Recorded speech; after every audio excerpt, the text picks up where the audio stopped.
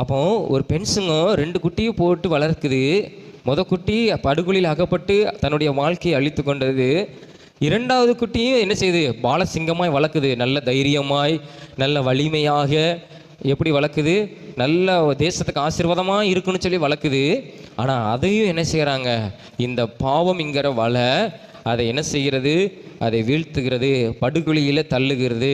தள்ளின உடனே அதை என்ன செய்கிறாங்க? அதையும் என்ன செய்கிறாங்க? சங்கிலினால் கட்டி என்ன செய்கிறாங்க? அதை கொண்டு போயிடுறாங்க.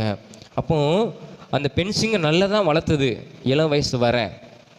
ஏன்னா சின்ன வயதில் இருக்கும்போது தன் தாயோடு இருக்குது அந்த குட்டி. அது வேதம் தெளிவாக சொல்கிறது. அது பாலசிங்கமாகி இறை தேட பழகி அது என்ன செய்யுது? போகும்போது அப்போ தான் என்ன செய்கிறாங்க? தன் தாயை விட்டு போகும்போது தான் அது என்ன செய்கிறது? அது வீழ்த்தப்படுகிறது. அப்போது இந்த நாட்களில் நம்ம வாலிப காலத்தில் நம்ம சிறு வயதிலிருந்தே நம்ம தாய் தகப்பனோடு கூட வளர்கிறோம். அவங்க நம்மளுக்கு நல்ல வழியை காட்டுவாங்க.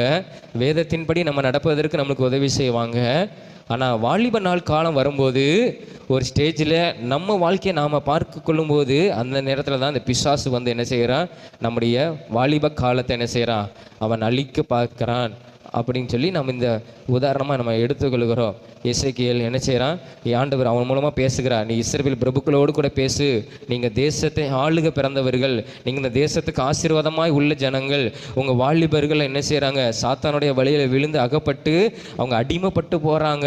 நீங்கள் அதிலிருந்து எப்படியாவது அவங்க விடுதலைப்படணும்னு ஆண்டவர் என்ன செய்கிறார்? தன்னுடைய வார்த்தையை அவங்களுக்கு சொல்லுகிறார். அப்போ இந்த வார்த்தையை கேட்குற நாம் என்ன செய்யணும்? நம்ம இளம் வயது காலத்தில் நாம் தைரியமாக வலிமையாக இருக்கிற காலத்தில் பிசாசு கொண்டு வருகிற பாவம்ங்கிற வலை, பாவம்ங்கிற படுகொலியிலிருந்து நாம் என்ன செய்யணும்? அதில் விழாதபடி நம்மளை காத்து கொள்ள வேண்டும். அதில் விழுந்தா கூட ஆண்டவராக இயேசு கிறிஸ்துவின் ரத்தம் நம்மளை படுகொலியிலிருந்து, சேற்றிலிருந்து, ஆழமான படுகொலியிலிருந்து நம்மளை என்ன செய்வார்?